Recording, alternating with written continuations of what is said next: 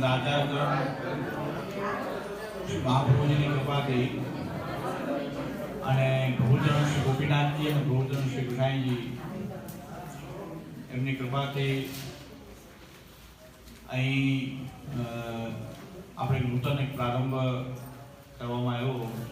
આપણો જે અભ્યાસ મંડળ છે એનું નામ પણ આપણે શ્રી ગોપીનાથજીના નામ છે, શ્રી ગોપીનાથ પ્રભુચરણ અભ્યાસ મંડળ.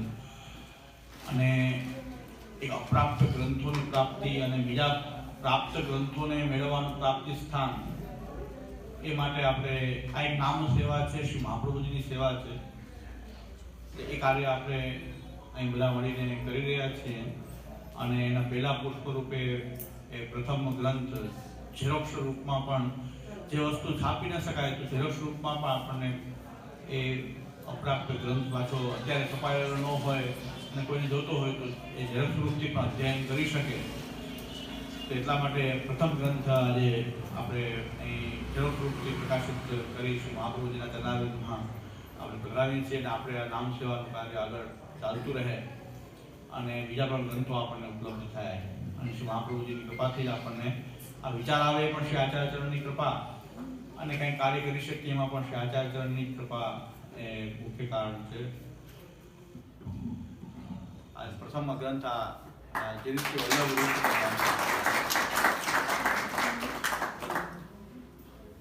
સૌથી પહેલો આચાર્યચરણથી જ આપણે ઠાકોરજી સંપર્ક પછી છે આપણો, પહેલા શ્રી આચાર્યચરણથી જ આપણો સંપર્ક છે. પ્રથમ ગ્રંથ આચાર્યચરણના સ્વરૂપને જાણવાનું જ આપણે પ્રભુ કૃપાથી પ્રકાશિત કરી રહ્યા છીએ. તો આ એક આપણને શ્રી મહાપ્રભુજીની કોઈ પ્રેરણા અને શ્રી મહાપ્રભુજીની કૃપાથી આવું કાર્ય આપણે નામ સેવાનું કાર્ય એ કરતા રહીએ અને પ્રભુ કરાવતા રહે. અને જે પણ કોઈ સહભાગી થઈને ઉત્સાહપૂર્વક કાર્ય કરી રહ્યા છે, શ્રી મહાપ્રભુજી બધા ઉપર કૃપા કરે અને આપણે આ પુષ્ટિપથ ઉપર નિરંતર ચાલતા થઈએ. પ્રથમ સુંદર એક ગ્રંથ આપણો શ્રી મહાપ્રભુજીનું સ્વરૂપ છે, આ માંગમય સ્વરૂપ છે કે જેમ આચાર્યચરણના નામ, આચાર્યચરણનું સ્વરૂપ, આચાર્યચરણના સ્વરૂપનું ધ્યાન, એ જે પુસ્તક આપણે પહેલાં છપાયેલું છે શ્રી વલ્લભ રૂપ ન જાયનો, પણ એ પાછું છપાયું નથી. તો વચ્ચે જરૂરિયાત હોય ત્યારે શું કરવું? તો આપણે આ વચ્ચે એક રસ્તો આ છે કે ઝેરોક્ષ કરીને આપણે એ ગ્રંથોનું પ્રાપ્તિ કરાવી શકીએ. તો બહુ આનંદ થયો છે કે શ્રી મહાપ્રભુજીનો આ સ્વરૂપ જ આપણને આ ગ્રંથ આપણને પ્રાપ્ત થયો. શ્રી વલ્લભ રૂપ ન જાય.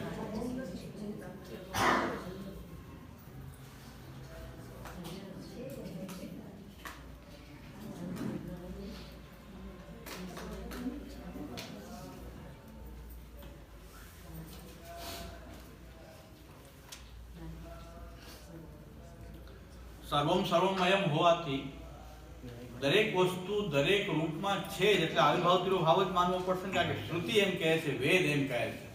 આપણે તો પહેલા નક્કી કરી દીધું છે કે આપણો માર્ગ જે છે એ વેદાદિ શાસ્ત્રો આધારિત માર્ગ છે.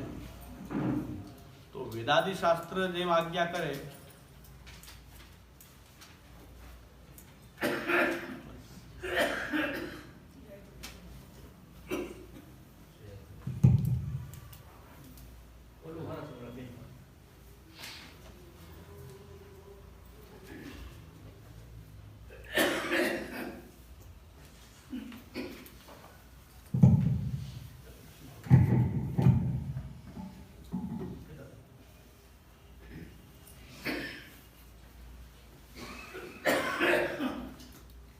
સર્વમ સર્વમયમ હોવાથી દરેક વસ્તુ દરેકમય જ છે. કારણ કે બ્રહ્માત્મકતા બધી જગ્યાએ પ્રકટ થઈ છે. બ્રહ્મ જ પ્રકટ થયો સર્વરૂપમાં. સર્વરૂપમાં સર્વરૂપ રહેલું છે. તો તાપની શ્રુતિમાં કીધું છે સર્વમ સર્વમય. આ એક પ્રમાણ છે. આવિર્ભાવ અને તિરોભાવ જે પ્રમાણ સિદ્ધાભ્યામ આવિર્ભાવ તિરોભાવાભ્યામ, જે પ્રમાણથી સિદ્ધ છે વેદમાં પણ આવિર્ભાવ અને તિરોભાવ જે છે એ વેદાદિ શાસ્ત્રોના પ્રમાણથી સિદ્ધ છે. કેવી રીતે? કારણ કે સર્વમ સર્વમય બહુશ્યામ પ્રજાયેય, હું અનેક રૂપથી હું પ્રકટ થાઉં. તો ત્યાં તો ભગવાન જ સર્વરૂપ થયા હોય તો કોઈ વસ્તુ તો નાશ પામી શકે જ નહીં. કારણ કે બધું બ્રહ્માત્મક હોવાથી નાશ શું પામે? કારણ કે બ્રહ્મ તો નિત્ય છે, બ્રહ્મ એક જ નિત્ય છે. સર્વમ સર્વમયમ છે, એટલે કોઈ વસ્તુનો કોઈ વસ્તુમાં ભાવ નથી. એ પણ આ પ્રમાણથી સિદ્ધ થઈ રહ્યું છે. આવિર્ભાવ નથી ભાવ જે છે એ પ્રમાણ સિદ્ધાભ્યામ આવિર્ભાવ તિરુભાવાભ્યામ. જે પ્રમાણ સિદ્ધ જે આવિર્ભાવ તિરુભાવ જે છે, જે વેદાદિ શાસ્ત્રોના વેદના પ્રમાણ છે, તાપનીય સ્મૃતિમાં પણ એમ કહ્યું છે કે ભાઈ સર્વમ સર્વમયમ, બધું બધામાં છે જ. છતાં ભગવાનની ઈચ્છા માટીમાંથી ઘડા વગેરે પ્રકટ થઈ શકે, માટીમાંથી પટ પ્રકટ ન થઈ શકે, માટીમાંથી ન થઈ શકે. આવું કાર્ય કર્તૃત્વ જે છે એ પણ ભગવાને કંઈક નિયમિત કરેલું છે. એ નિયમન ભગવાન કરી રહ્યા છે. કાર્ય કર્તૃત્વ પણ કે આમાંથી કયું કાર્ય પ્રકટ થાય, તો દરેકનું કાર્ય કર્તૃત્વ પણ પાછું લિમિટેડ છે. આ રીતે ભગવાને એક વસ્તુનો આવિર્ભાવ જ્યારે કરવામાં આવે ત્યારે બાકીના બધા રૂપનો તિરુભાવ કરી દેવામાં આવે. એટલે એક જ વસ્તુ આવિર્ભૂત છે, એક જ વસ્તુ પ્રકટ દેખાય. બોલો. જે આમાં પેલું સમજી શકાય, આપણે ઠાકોરજીએ જ્યારે ભગવદ ગીતામાં વિરાટ રૂપ કર્યું હતું ને, તો એમાં બધું દેખાણું, પછી શક્તિ સંકોચ કરી લીધો એટલે પાછા શ્રી કૃષ્ણ થઈ ગયા. બરાબર. તો એ કોઈ પણ રૂપ હોય, દાખલા તરીકે અત્યારે ઠાકોરજીની ઈચ્છા થાય તો કોઈ પણ આ બેઠા હોય એમાંથી કોઈ પણ રૂપમાંથી પાછું એ બધું દેખાય, પછી પાછો શક્તિ સંકોચ કરે એટલે એ રૂપ પાછું. બ્રહ્મ બધું કરી શકે, કર્મ અન્યથા કર્મ. આપણા રૂપમાં વિરાટ પ્રકટ થઈ શકે, બ્રહ્મને કરવું હોય તો થઈ શકે. હા, એ બ્રહ્મની ઈચ્છાથી થઈ શકે. એમાં કેમ કર્યું હતું કે પોતામાંથી બધું દેખાયું અર્જુનને, પછી પાછું બધી લીલા સંકેત પાછા શ્રી કૃષ્ણના રૂપમાં આવી સમજી શકે. કારણ કે કર્તુમ અકર્તુમ અન્યથા કર્તુમ બધું સામર્થ્યની અંદર છે. ભવિતુમ અભવિતુમ અન્યથા ભવિતુમ સામર્થ્ય પણ છે. થવાનું સામર્થ્ય, કોઈ પણ રીતે થવું, ન થવું અને અન્યથા રીતે થવું. કે અન્યથા રીતે આ પ્રકાર અન્યથા રીતનો પ્રકાર છે. ભગવાન પોતાની વિરાટ રૂપતા ન બતાવે. કોઈ વ્યક્તિમાં તમે કહો છો ને કે કોઈ વ્યક્તિમાંથી વિરાટ રૂપતા બતાવી તો બતાવી શકે, ભગવાનને બતાવી હોય તો. અન્યથા ભવિતુમ સામર્થ્ય પણ છે. અતએવ તદ હ એતત પશ્યન ઋષિવામદેવ પ્રતિપેદે અહમ મનુ અભવમ સૂર્યઃ ચ. એટલે વામદેવ જે ઋષિ જે છે એને એવું જ્ઞાન થયું, પોતાની અંદર બધું બ્રહ્માત્મક છે એવું જ્ઞાન થયું. અને અહમ મનુ, અહમ પોતે પણ બ્રહ્માત્મક હોવાથી હું જ મનુ છું, હું જ સૂર્ય છું, થાઉં છું, હું સૂર્ય થાઉં છું, હું સૂર્ય થયો છું, હું મનુ થયો છું. એવું બૃહદારણ્યક ઉપનિષદમાં પણ આવે છે. ઇત્યાદો ઉક્તઃ સર્વભાવો યુજ્યતે. આ રીતે બતાવ્યું છે સર્વભાવ જે છે યોગ્ય જ છે, કારણ કે બ્રહ્માત્મકતા દરેક વસ્તુમાં છે. એવં અન્યોન્ય ભાવે નિરાકૃતે પદાર્થમાત્રસ્ય સ્વરૂપત્વેન અત્યંતા ભાવપી દુરુક્યતો જ્ઞેય. આમાં અન્યન્ય ભાવનું નિરાકરણ કર્યું, પણ અત્યંતા ભાવનું પણ નિરાકરણ થઈ ગયું. કારણ કોઈ વસ્તુનો અત્યંત અભાવ છે જ નહીં, અન્યમાં અન્યનો અભાવ નથી, એક વસ્તુનો ભાવ નથી, એમ કોઈ વસ્તુનો અભાવ જ નથી, તો અત્યંત ભાવ પણ આપોઆપ નિરાકૃત થઈ ગયો. કારણ કે બધું બ્રહ્માત્મક હોવાથી હું જ સર્વરૂપ છું, તો બ્રહ્મનો તો ક્યારેય અભાવ થાય નહીં. એ તો સાંકરો પણ નહીં માને ને. સાંકર બ્રહ્મનો ભાવ તો સાંકરો પણ ન માની શકે કે બ્રહ્મ નહીં રહે, એવું તો સાંકર પણ નહીં માને, માયાવાદી કોઈ નહીં માની શકે. કારણ કે બધું જ બ્રહ્માત્મક છે, એકવાર સિદ્ધ થઈ ગયું તો પછી અત્યંતા ભાવનો તો પ્રશ્ન જ ન રહ્યો, આપોઆપ નિરાકરણ થઈ ગયું. અત્યંતા ભાવ તો આપોઆપ નિરાકરણ થઈ ગયો. હજી બહુ આગળ ચાલીએ તો આપણા સાધના પ્રણાલીના જે પ્રશ્નોમાં જે ભગવત સ્વરૂપમાં ભેદ છે પણ નિરાકૃત આપોઆપ થઈ જાય છે. કારણ કે ઘડો પણ ભગવાન છે, તો પછી ભગવાનના રૂપમાં ભગવાન કેમ ના હોય? પુષ્ટ અપુષ્ટનો ભેદ પણ નીકળી જાય છે, નિધિ સ્વરૂપવાદ પણ નીકળી જાય છે. એક કાંકરે કેટલાય અભાવમાં દૂર થઈ જાય છે. કારણ કે દરેક વસ્તુ, દરેક સ્વરૂપો એક સૈદ્ધાંતિક પક્ષને માનવાળા વૈષ્ણવ મને એમ કીધું કે મહાપ્રભુજીએ પુષ્ટ કર્યા એ સ્વરૂપમાં ને અત્યારે પુષ્ટ કર્યા સ્વરૂપમાં ફેર તો રહેવાનો જ નથી. વાત થઈ નહીં આવ્યા જહાં સે ચલે થે પાછા યાદ પાછા આવ્યા. આ એક વિષય છે ને.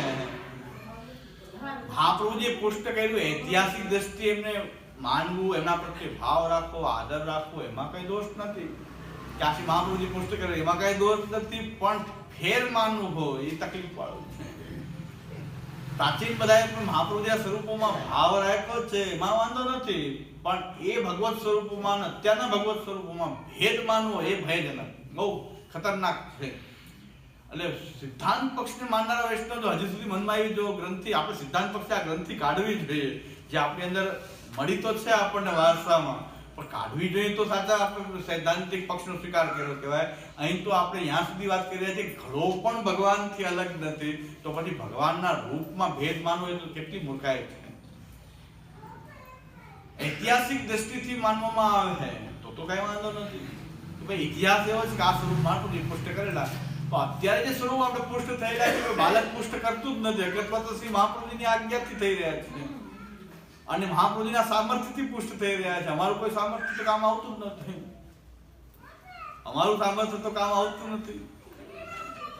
એટલે અહીં ભગવાન સર્વરૂપથી પ્રકટ થઈ રહ્યા છે એવો સિદ્ધાંત જે માનવાળો જે સાકાર બ્રહ્મવાદ હોય એમાં ઠાકોરજીના ભગવત સ્વરૂપમાં પુષ્ટ કરવાથી કે અપુષ્ટ રહેવાથી ભગવત સ્વરૂપમાં ભેદ આવે છે, મેનથી ભેદ આવે છે. ઠાકોરજી છોવાવા, ઠાકોરજીથી છોવાવું હું એવી ભયંકર પરિસ્થિતિ પુષ્ટિ માર્ગમાં ઉત્પન્ન થઈ, કારણ કે પાયો ઠાકોરજીથી છોવાય. હવે ઠાકોરજીના નામથી બધું પવિત્ર થતું હોય એ સ્વરૂપથી કેમ છોવાઈ જાય કાંઈ? પણ આ નળની મેળના ઠાકોરજી છે તો અમારે કુવાની મેળ અંદર આવે ચાલશે નહીં, બાજુમાં પધરાવી શકાશે નહીં. એટલે મેં એકવાર પ્રવચનમાં એમ બોલેલું કે ભાઈ અપુષ્ટ કોઈ પુષ્ટાવેલું ન હોય પણ કૃષ્ણનું કોઈ રૂપ હોય, કૃષ્ણનું સ્વરૂપ હોય પુષ્ટાવેલું ન હોય તો આપણા ઠાકોરજીની ગાદીજીની બાજુમાં બિરાજી શકે કે ન બિરાજી શકે? તો મેં એમ કહ્યું કે ભાઈ આપણી બાજુમાં ઝારીજી રહી શકે, બંટો રહી શકે, ગાય રહી શકે, પોપટ રહી શકે, સિંહ રહી શકે, હાથી રહી શકે, તો કૃષ્ણનું રૂપ રહેવામાં વાંધો એનો બહુ હોબાળો ઘણા સૈદ્ધાંતિક પક્ષને માનવાળા લોકોએ હોબાળો કર્યો હતો.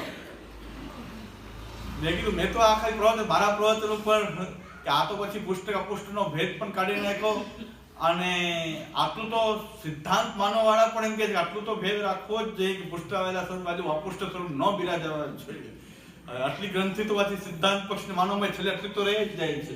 મેં તો સ્પષ્ટતા કરી દીધી કે ભાઈ ઠાકોરજીની બાજુમાં આપણે ઝારીજી રાખીએ કે પુષ્ટાવતા નથી. ઝારીજી છે, ઝારીજી કોઈ પુષ્ટાવે છે, વેણુજી કોઈ પુષ્ટાવે છે, હા બંટો કોઈ પુષ્ટાવે છે, હાથી ને સિંહ બાજુમાં રાખીએ છીએ સિંહાસન ઉપર, હાથી ને સિંહ ને ગાય ને પોપટ ને મોર ને કોઈ પુષ્ટાવે છે. દરેક બાળકનો ફેસ લગાડે છે કે આ પોપટ લીધો હાથ લગાડો, મોર ને હાથ લગાડો, તો ગોસાઈ બાળકો નવરાજ ન થાય, તો ગોસાઈ બાળકો નવરાજ ન થાય કે બધા પોપટ ને મોર ને દરેક વસ્તુ ઠાકોરજી આ બાળકનો શ્રેષ્ઠ તો કમ સે કમ લાગવો જ જોઈએ. અને પાછી એની કોઈ ભેટ ન હોય તો પછી બહુ ભારે પડી જાય. ભેટ હોય તો આ સારું બીજો ધંધો શરૂ થાય કે હાથ લગાવવાના 100 રૂપિયા, પોપટને હાથ લગાવવાના 100, ગાયને હાથ લગાવવાના 100, ઝારીજીને હાથ લગાવવાના 100. એટલે તો હાથ લગાવવા પુષ્ટ ન થાય, પુષ્ટ કરવા પંચામૃત કરાવવું, પુરુષોત્તમ પ્રતિષ્ઠા કરવી, પછી પધરાવવું. આ તો બહુ જટિલ વિષય થઈ જાય, સેવા બહુ કઠિન થઈ જાય, આવી સેવા તો બહુ કઠિન થઈ જાય. એટલે મેં તો મારો આવો મત પ્રકટ કર્યો હતો કે ભાઈ આપણે ઠાકોરજીના કોઈ ભગવત સ્વરૂપ હોય, કૃષ્ણનું કોઈ રૂપ હોય, ઠાકોરજી પુષ્ટાવેલું ન હોય તો ઠાકોરજીની બાજુમાં પધરાવી શકાય કે ન પધરાવી શકાય? એનો જવાબ આપ્યો છે. ફેસબુકમાં ઘણી ચર્ચા ચાલી આ વિષય ઉપર કે ઘણા લોકોએ ઓબ્જેક્શન પણ લીધું છે. સિદ્ધાંતિઓની સૈદ્ધાંતિક પક્ષને માનનારા ઓબ્જેક્શન લીધું, કમસે કમ બાજુમાં તો ન પધરાવવા જોઈએ એવો મત હતો. મેં કીધું ભાઈ તો ઝારીજીને કેમ બાજુ પધરાવવી? પુષ્ટાયા વગરની ઝારીજી કેમ બાજુ પધરાવવી? ઝારીજી તો એક ભૌતિક આકાર જ છે ને, કે આપણે ઝારીજી ભરીને બાજુમાં પુષ્ટાવીને ક્યાં પધરાવીએ છીએ? અને અન્નકૂટમાં તો મટકી પધરાવીએ છીએ, તો મટકી ક્યાં પુષ્ટાવીએ છીએ? અને પુષ્ટ થઈ જાય, દરેકની પ્રતિષ્ઠા થઈ જાય, દરેક સ્વરૂપ કેટલા સાચવું, સ્વરૂપની જેમ સાચવવું કેમ? તો આ મટકીને સાચવી રાખવી પડે. આ સોમયજ્ઞમાંથી ઘણા મટકા લઈ આવે છે, પછી કરવું શું મટકા? મને પૂછે કે આ મટકો મેં ઉપાડી તો આવ્યો, હવે શું કરવું? મેં જે બાળક સોમયજ્ઞ એને પૂછો કે આ મટકાનું કરવું શું? જે હાથમાં ઉપાડી સોમયજ્ઞ બધું યજ્ઞ સ્વરૂપ થઈ ગયું છે, બધું લઈ જાઓ, ભાગ. દરેક કોઈ મટકી ઉપાડીને ભાગે, કોઈ વાંસળો ઉપાડીને ભાગે. ઓલા વાંસળાવાળા તો ઓલા કે મંડપ સુધી ભાગે, અમારો છે આ તાતો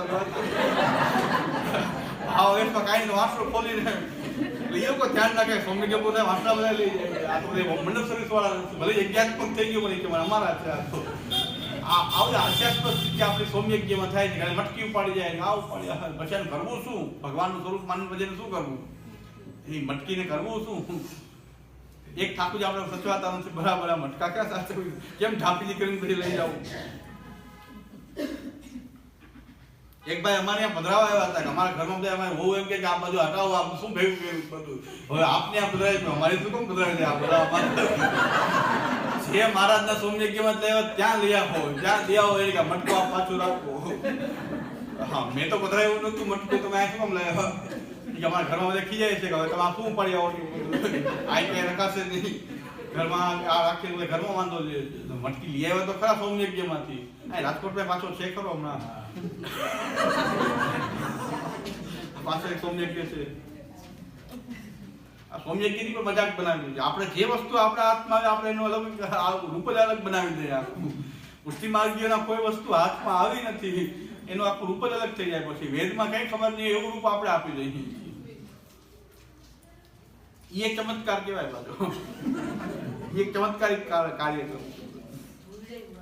એટલે અન્યના ભાવ નિરાકરણ થાય તે સાથે અત્યંતા ભાવનું પણ નિરાકરણ થઈ ગયું. પદાર્થ માત્ર સ્વરૂપ પદાર્થ બધા જ સ્વરૂપ હોવાથી એ અત્યંતા ભાવ દૂરીકૃતો કે તથા હિ ભૂતલે ઘટો નાસ્તિ ઇત્યત્ર હિ ઘટાનુપલંબે અપિ તદ ભૂતલે વસ્તુ અંતરસ્ય તૃણાદેહે આકાશસ્ય વા વિદ્યમાનત્વાत् તૃણાદિના આકાશેન વા ઘટસ્ય અભેદાत् ઘટસ્યાપि સત્વાत् ન અત્યંતા ભાવઃ. एवं अन्योन्या भाव निराकृते पदार्थ मात्रस्य सर्वरूपत्वे पदार्थ मात्र सर्वरूपથી છે. એટલે અત્યંતા ભાવનું નિરાકરણ થઈ ગયું. કેવી રીતે થઈ જાય કે ભૂતલે ઘટો નાસ્તિ, આપણે કહીએ ભૂતલ ઉપર ઘટ નથી તો ઇત્યત્ર ઘટ પ્રાપ્ત થતો નથી. ઘટાનુપલંભેપી ઘટો પ્રાપ્ત થતો નથી ભૂતલમાં, પણ તદ ભૂતલે કઈક બીજી વસ્તુ તો છે ને, કઈક તૃણ છે, કઈક આકાશ છે, કઈક તો છે. ઘટ નથી તો કઈક તો છે. તૃણાદેહ કોઈ તૃણ વગેરે કઈક ઘાસ તૃણ કઈક તો છે. આકાશ રહે કઈ નહીં તો આકાશ તો રહેવાનું જ છે. તો વિદ્યમાનત્વાत् તૃણાદિના આકાશેન વા તૃણ વગેરે રહેલા છે, આકાશ રહેલા છે ભૂતલમાં, તો ઘટસ્ય અભેદાદ, આ પદાર્થ ઘટ સાથે અભેદ ધરાવે છે. કારણ સર્વરૂપ છે બધા પદાર્થ, દરેકમાં દરેક રૂપ રહેલું છે. તો ઘટ સાથેનો અભેદ હોવાથી ઘટસ્યાપી સત્વાत्, ત્યાં ઘટ પણ છે, તિરોભૂત ઘટ છે. એટલે ન અત્યંતા ભાવ, અહીં અત્યંતા ભાવનો પણ સવાલ આવતો નથી. એટલે અભાવનું નિરાકરણ થઈ ગયું. આ રીતે અભાવનો. હવે તમારો જે પ્રશ્ન જવાબ આવી ગયો પેનનો. એમાં જો જે આ પેન ડિસ્ટ્રોય થઈ ગઈ, નાશ થઈ ગયો, બરાબર, તો ફરીથી તો આના પેન નહીં બને ને, ફરીથી તો આના પેન નહીં બને ને, જે પેન બનશે એ તો બીજી પેન તમે નાશ કરો કાંઈક તો રહેશે ને, કાંઈક રહેશે ને, પેનનો કચરો રહેશે, વેસ્ટ કાંઈક તો રહેશે ને. તો એ રૂપમાં આવી ગયું ને, એ રૂપમાંથી પાછું એ નવી પેન બની શકે છે ને, બની શકે ને. બસ તો આવી ગયું. અત્યંતા ભાવ રહ્યો નહીં ને, કે પ્રધ્વંસા ભાવ પણ ના રહે ને. એટલે બધા અભાવ નિરાકરણ થઈ ગયું. હવે આનાથી ફલિત થતું બ્રહ્મવાદનું સ્વરૂપ શું છે એ આપણે આવે છે. શુદ્ધ બ્રહ્મવાદસ્ય નિકૃષ્ટમ સ્વરૂપમ, આનાથી નિકૃષ્ટ થતું નિષ્કૃષ્ટમ ये સ્વરૂપમ, શુદ્ધ બ્રહ્મવાદસ્ય નિષ્કૃષ્ટમ સ્વરૂપમ, કે નિષ્કૃષ્ટ જે થયેલો નિષ્કર્ષ શું થયો, બ્રહ્મવાદનું સ્વરૂપ કેવું થયું, તો કહે છે અતઃ સર્વસ્ય સર્વરૂપત્વાत्, દરેક વસ્તુ દરેક રૂપે રહેલી છે. સર્વસ્ય સર્વત્ર વિદ્યમાનત્વાચ્ચ, દરેક વસ્તુ દરેક વસ્તુમાં, દરેક વસ્તુ સર્વત્ર રહેલી છે, સર્વત્ર સર્વ વસ્તુ રહેલી છે. સર્વસ્ય બ્રહ્મત્વમ, અને દરેક વસ્તુ પાછી બ્રહ્મ છે, એનું બ્રહ્મત્વ છે. ઇતિ શુદ્ધો બ્રહ્મવાદ, આ શુદ્ધ બ્રહ્મવાદ છે. દરેક વસ્તુ બ્રહ્માત્મક છે, સર્વત્ર સર્વ વસ્તુ છે, સર્વ વસ્તુ બ્રહ્મ છે. આને શુદ્ધ બ્રહ્મવાદ કહેવાય. આ જ બ્રહ્મવાદનો ડંકો વાગે, આ બ્રહ્મવાદ છે. કારણ રૂપસ્ય બ્રહ્મણઃ કાર્ય રૂપેણ આવિર્ભાવાત તत् પ્રયુક્તમ કાર્યત્વમ નિખિલ પ્રપંચે આત્મકૃતે પરિણામાત પટવચ્ચ ઇતિ સૂત્રાભ્યામ.